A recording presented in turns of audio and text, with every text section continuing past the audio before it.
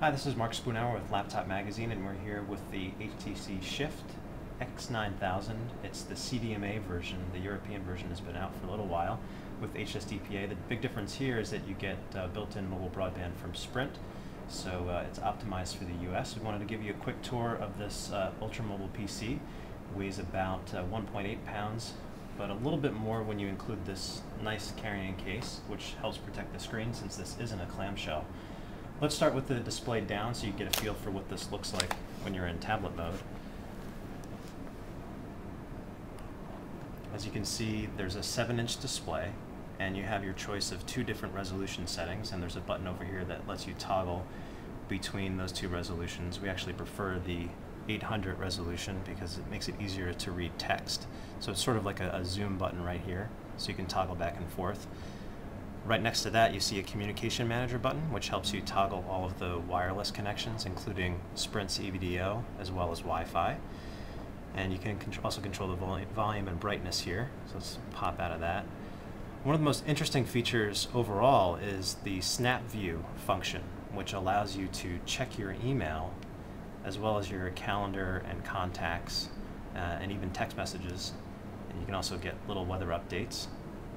The best part about this feature is that not only can you switch back and forth between windows easily, you can access Snap View even when the shift is turned off, and you can get push email for up to 3 days on a charge.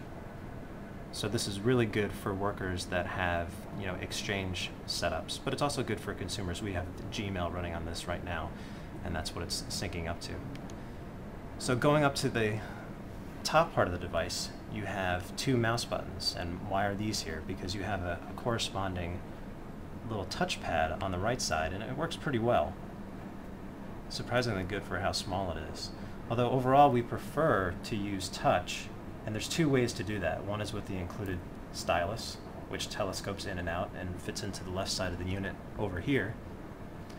Or you can use your finger, and when it comes to using your finger, we think the best feature for that is the Origami Central software, and this is actually optimized for finger use, and that includes launching the internet browser that's included, taking a look at RSS feeds, and playing back music and videos and pictures.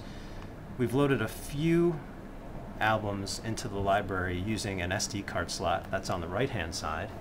If you take a look over here, where you'll also find the USB port and the power switch, and you can see that all of the albums have the album art, and you can start playing music and control the volume and do a lot of other stuff, all from within this menu.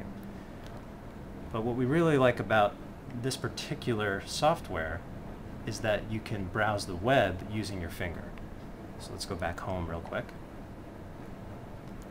pop into the internet. So even though there's an Internet Explorer browser, we like this Origami 2.0 browser better because you could scroll up and down with your finger.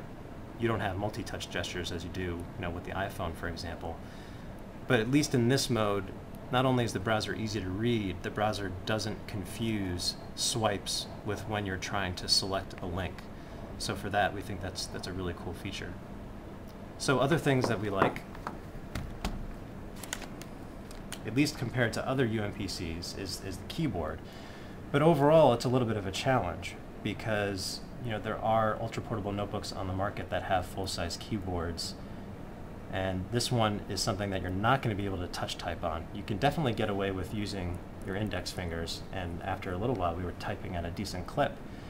But in general, it's one of the drawbacks of this device compared to other ultra-portable notebooks, not to UMPCs.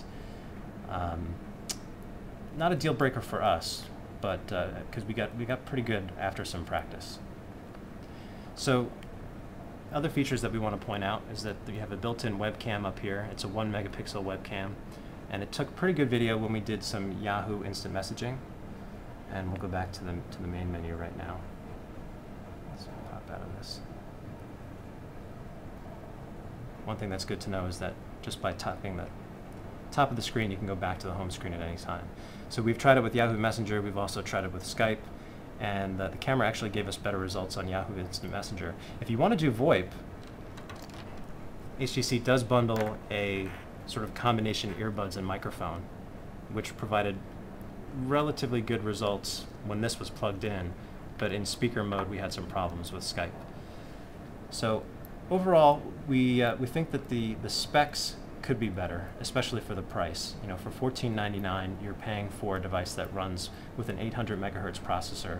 Overall, you know, switching between applications isn't too bad, and multitasking isn't that bad. But sometimes we notice, you know, some latency issues when we're going around the menu. And we also don't like the fact that sometimes you have to use the stylus, and sometimes, you know, touch is better, and we wish that we could use touch all the time.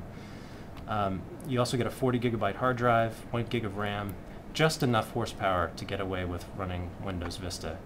And I think as far as ultramobile PCs goes, the HTC Shift is one of the better options out there, but I think there's going to be a lot of people who are going to wonder whether or not they should spring for this device or a full-fledged ultra-portable notebook that costs maybe a couple hundred extra dollars more, like the Apple MacBook Air, and there's, you know, some similar notebooks from Sony and Asus.